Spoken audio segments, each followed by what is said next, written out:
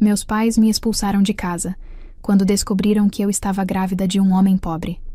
Apenas 10 anos depois, nos encontramos novamente e eles ficaram em choque ao ver meu marido. Você não vai ter esse filho. A voz do meu pai ecoou pela sala de estar, fria e cortante como um caco de vidro. Ele estava de pé, com o rosto vermelho, a mão espalmada sobre a mesa de mogno polido como se precisasse de apoio para não explodir. Minha mãe, sentada no sofá de veludo, não dizia uma palavra. Apenas me olhava com uma decepção tão profunda que doía mais do que qualquer grito. O silêncio dela era uma sentença. Eu estava parada no meio da sala, a mesma sala onde dei meus primeiros passos, onde comemorei todos os meus aniversários com festas grandiosas. Mas naquele momento, eu nunca me senti tão pequena e desamparada. Minha mão foi instintivamente para a minha barriga, ainda lisa, mas que guardava o maior segredo e a maior alegria da minha vida. Um segredo que eu, na minha ingenuidade, achei que seria recebido com festa. Pai, por favor, comecei com a voz trêmula. Eu o amo, e eu amo este bebê. Amor? Ele cuspiu a palavra como se fosse veneno. Você chama aquilo de amor? Uma aventura com um qualquer, um ninguém que não tem onde cair morto?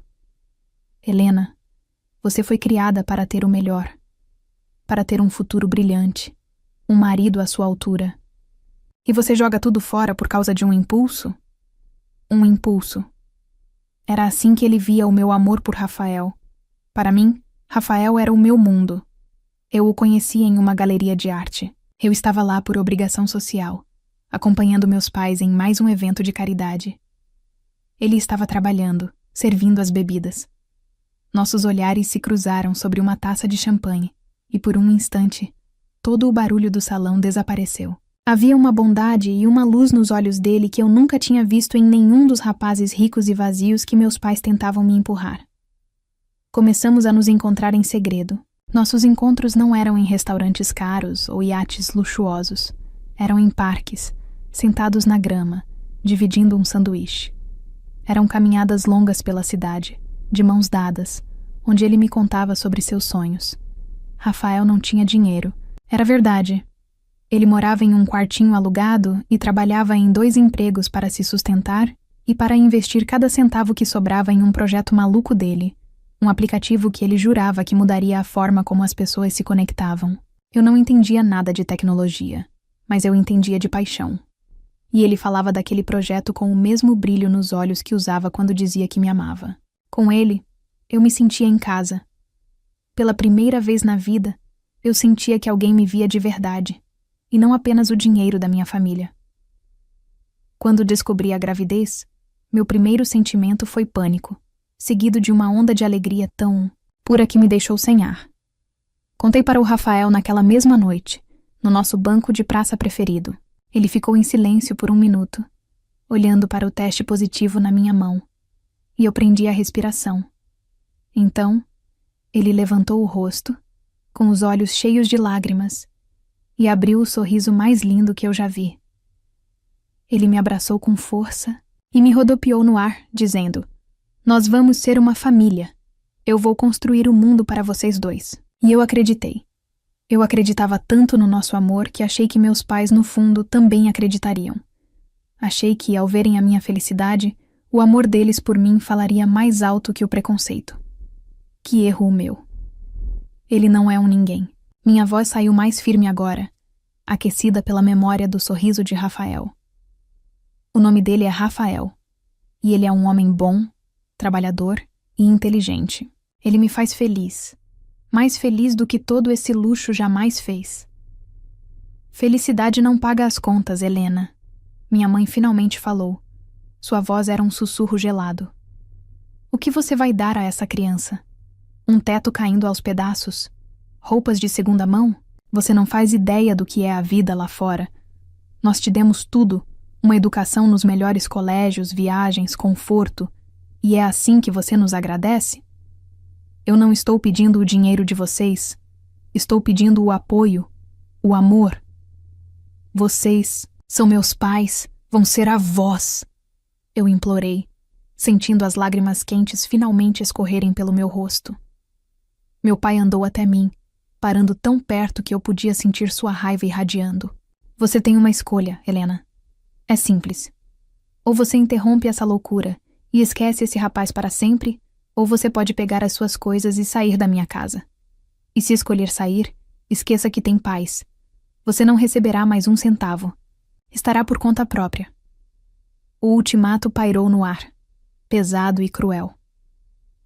Olhei do rosto duro do meu pai para o rosto impassível da minha mãe. Eles não estavam blefando. Naquele instante, eu vi que o amor deles tinha um preço, tinha condições. E a condição era que eu vivesse a vida que eles planejaram para mim, não a que o meu coração escolheu. A imagem de Rafael voltou à minha mente. Seu sorriso, sua promessa. A sensação da mão dele na minha barriga, imaginando o nosso futuro. E então, pensei na pequena vida que crescia dentro de mim. Uma vida fruto de um amor verdadeiro. Eu não podia trair isso. Não podia trair a eles. E não podia trair a mim mesma. Respirei fundo, enxuguei as lágrimas com as costas da mão e olhei meu pai nos olhos. Eu já fiz a minha escolha, disse eu, com uma calma que nem eu sabia que possuía. Eu escolho o Rafael, e eu escolho a minha filha. A palavra filha fez minha mãe estremecer, mas meu pai não vacilou. Seu rosto se transformou em uma máscara, de fúria fria. Então saia, ele disse apontando para a porta. Saia e não volte nunca mais. Ele não precisou dizer 2 vezes. Eu me virei, sem olhar para trás, e subi as escadas para o meu quarto. Não peguei as roupas de grife, nem as joias. Peguei uma mochila pequena, coloquei algumas peças de roupa simples, meus documentos e o único dinheiro que eu tinha na carteira. Ao passar pela porta do meu quarto, olhei uma última vez para a vida que estava deixando para trás. Uma vida de luxo, mas sem amor verdadeiro. Quando desci, eles ainda estavam na sala, imóveis como estátuas. Passei por eles em silêncio. Minha mão estava na maçaneta da porta da frente quando minha mãe sussurrou meu nome. Eu parei. Uma faísca de esperança se acendeu no meu peito. Talvez ela tivesse mudado de ideia. Virei-me lentamente. Você vai se arrepender disso, Helena. Ela disse, sem um pingo de emoção na voz. Amargamente. A esperança morreu. Abri a porta e saí para a noite fria, sendo engolida pela escuridão. A porta pesada da mansão se fechou atrás de mim com um som definitivo, selando meu passado. Eu estava sozinha, grávida, sem dinheiro e sem teto. Mas pela primeira vez na vida, eu estava livre. A primeira pessoa para quem liguei foi Rafael. Usei as poucas moedas que tinha em um telefone público, com as mãos tremendo tanto que mal conseguia discar os números. Quando ele atendeu com a voz sonolenta de quem foi acordado no meio da noite, eu desabei.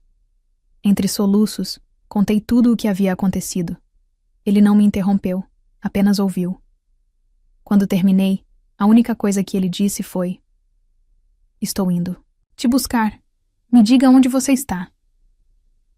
Meia hora depois, o carro velho e barulhento dele parou na esquina.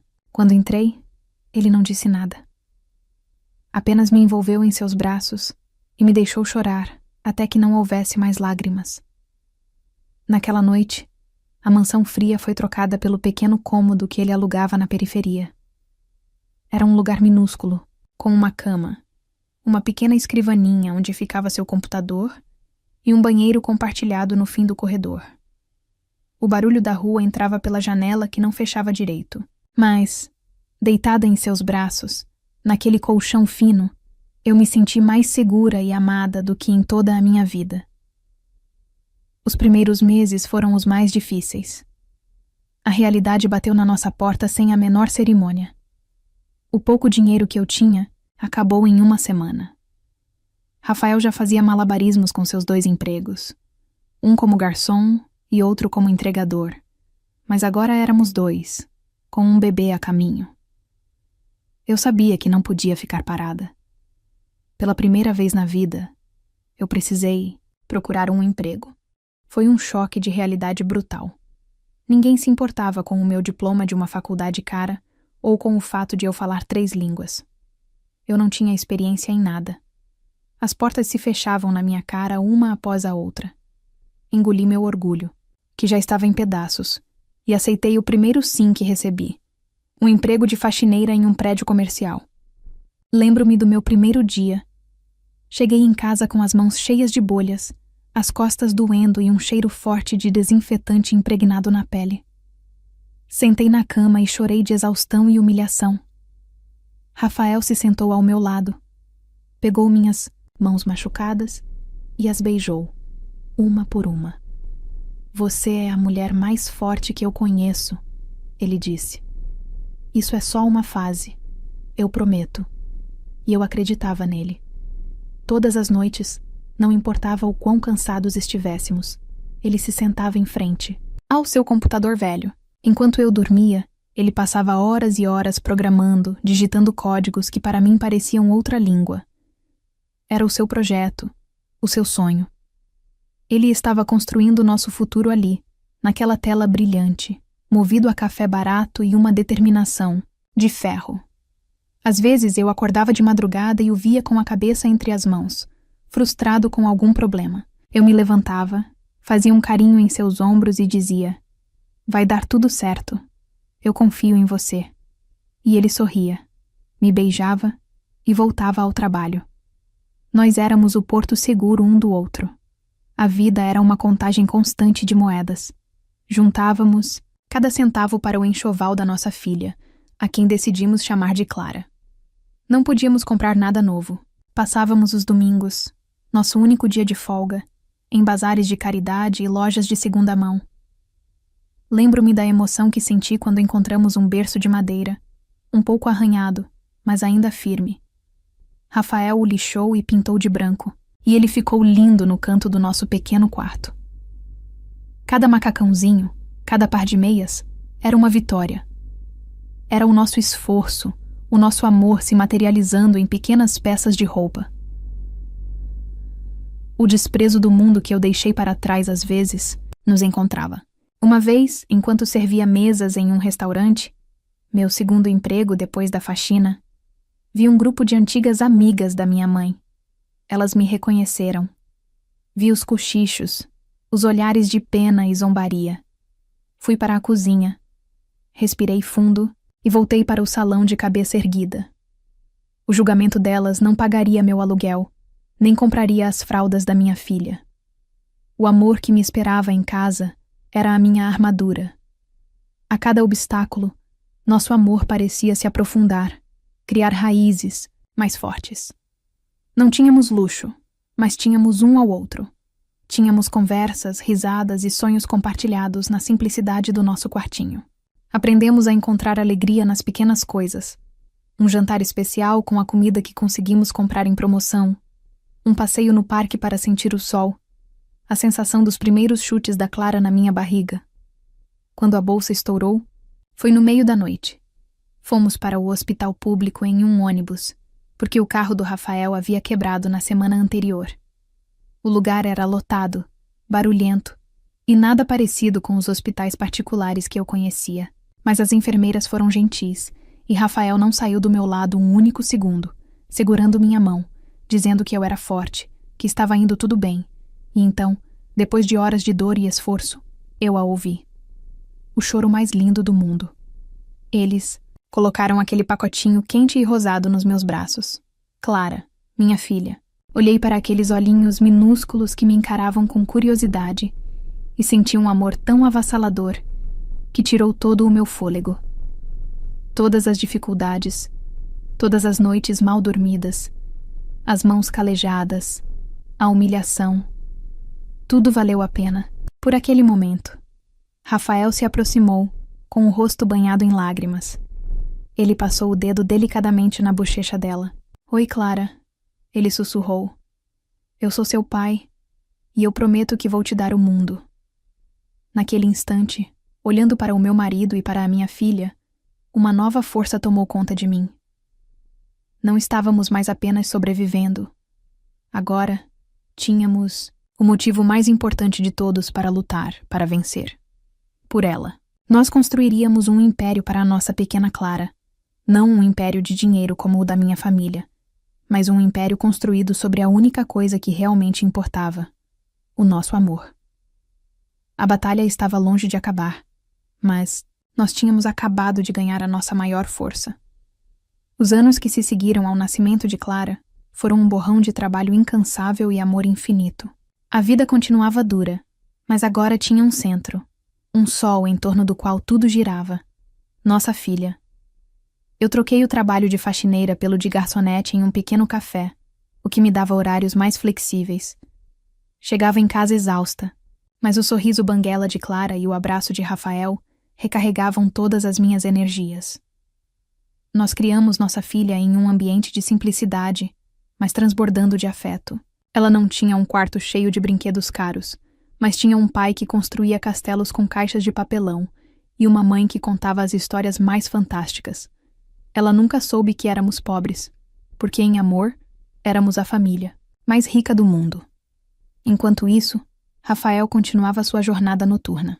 O projeto dele, o aplicativo, era como nosso segundo filho. Ele o alimentava com linhas de código, noites de sono e uma fé inabalável. Houve momentos em que pensamos em desistir, momentos em que uma conta inesperada aparecia e o desespero batia. E ele pensava em arrumar um terceiro emprego e abandonar o sonho. Mas nós nos olhávamos para Clara dormindo tranquilamente no berço, e a força voltava. Só mais um pouco, a gente dizia um para o outro. Estamos quase lá. E então, um dia, aconteceu. O aplicativo começou a ganhar tração. Primeiro, foram 100 usuários, depois 1000. De repente, um blog de tecnologia escreveu uma pequena nota sobre ele. A partir daí, foi como uma avalanche. Os números de downloads explodiram. O telefone de Rafael, um aparelho antigo que vivia sem créditos, não parava de tocar com jornalistas e curiosos. Ele mal tinha tempo de respirar entre o trabalho de garçom e as entrevistas que dava por e-mail. O verdadeiro divisor de águas veio em uma terça-feira chuvosa. Lembro-me perfeitamente. Eu estava dando banho na Clara, que já tinha 4 anos, e Rafael entrou em casa mais cedo, pálido como cera. Meu coração gelou. Achei que ele tinha sido demitido. "O que aconteceu, amor?" Perguntei, com a voz cheia de apreensão. Ele se sentou na beirada da nossa cama, que ocupava metade do quarto, e me mostrou o celular. Era um e-mail. Um e-mail de uma das maiores empresas de investimento do país. Eles queriam uma reunião. Eles viram o potencial no projeto dele. Eles queriam investir.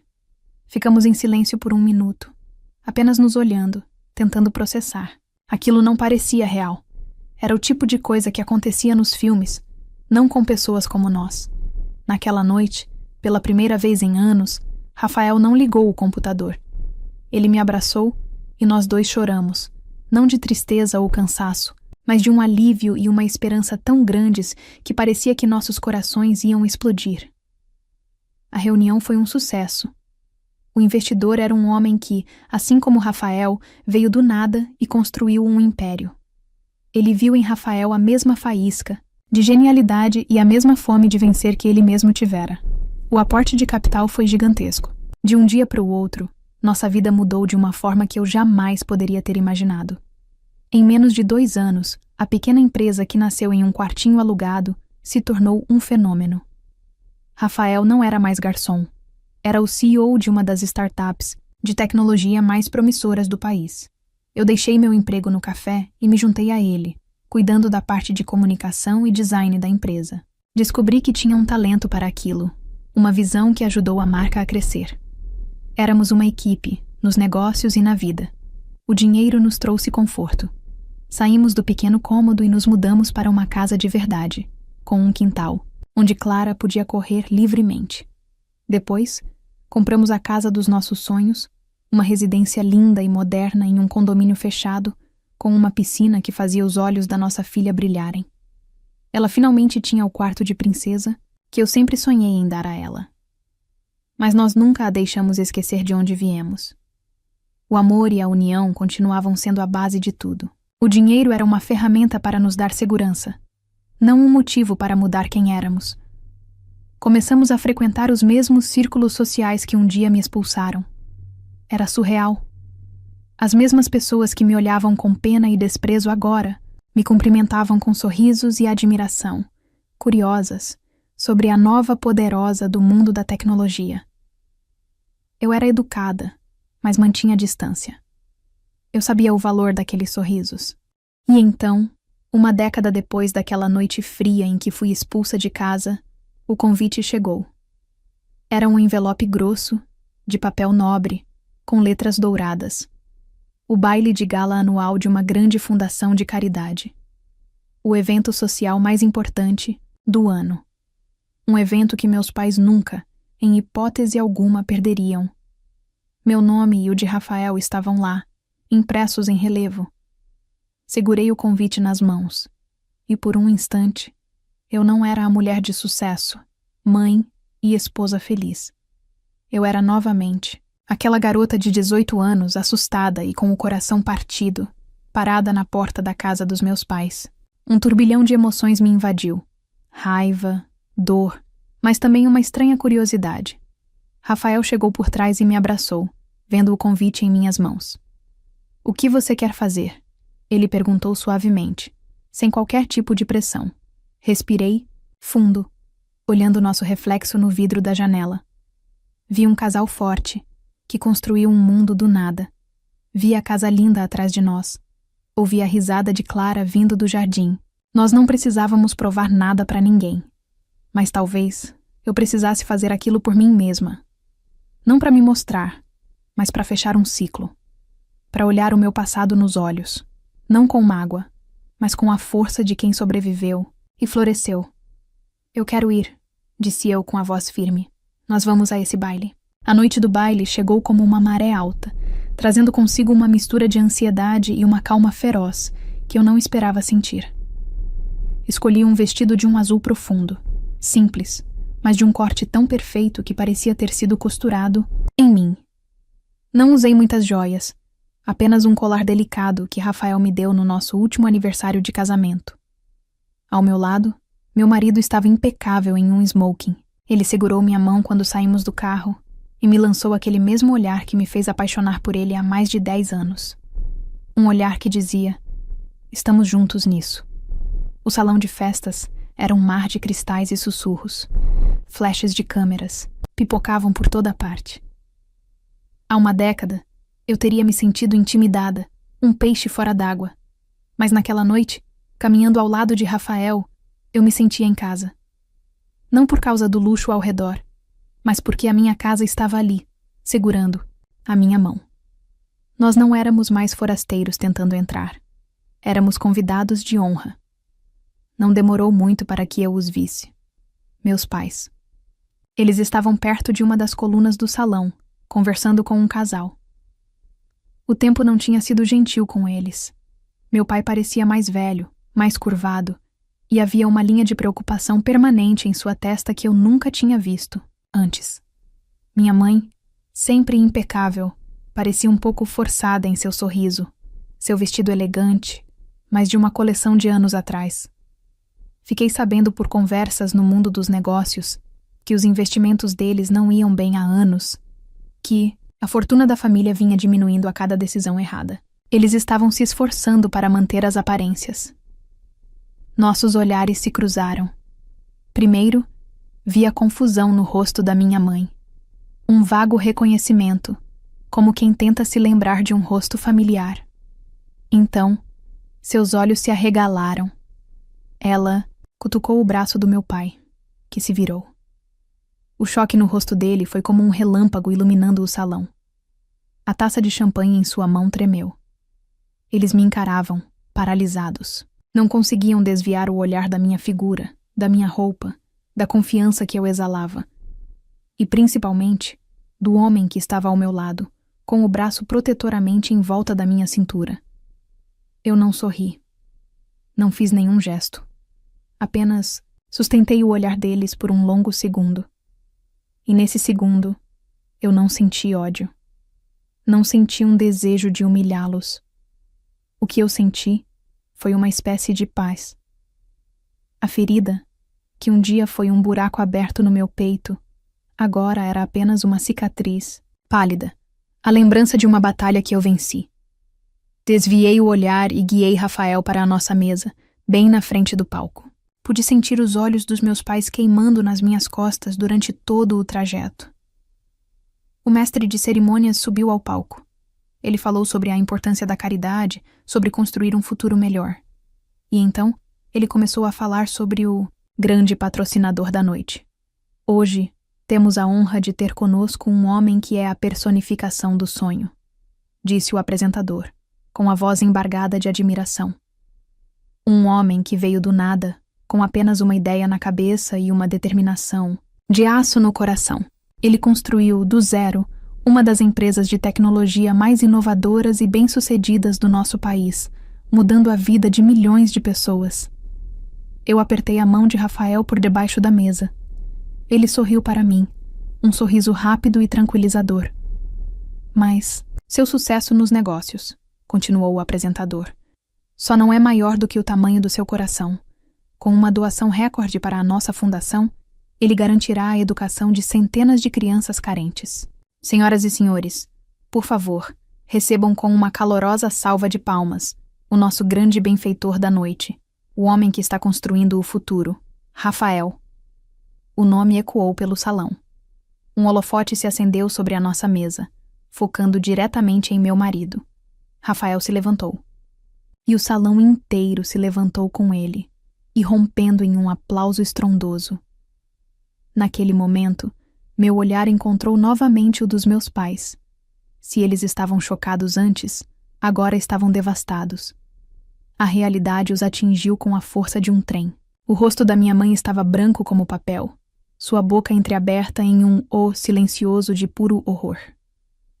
Meu pai estava completamente imóvel, como se tivesse virado pedra.